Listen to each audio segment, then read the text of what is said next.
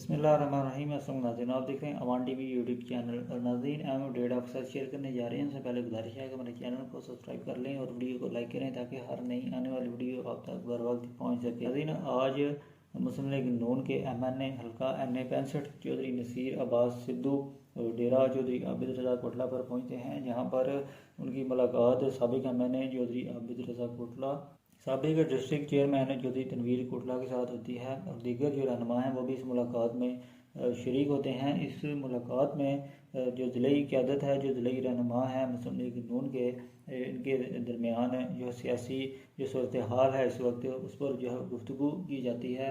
और Chaudhary Naseer Abbas Sidhu election result के बाद पहली बार जो है वो डेरा कोटला पर जो है वो पहुँचते हैं और तमाम जो लीगी रहनुमा हैं उनके साथ उनकी जो मुलाकात होती है और तफसीली जो है वो मौजूदा सियासी सूरत हाल पर गुफ्तगू की जाती है। मज़ीद अपडेट्स के लिए देखते रहें अवान टीवी।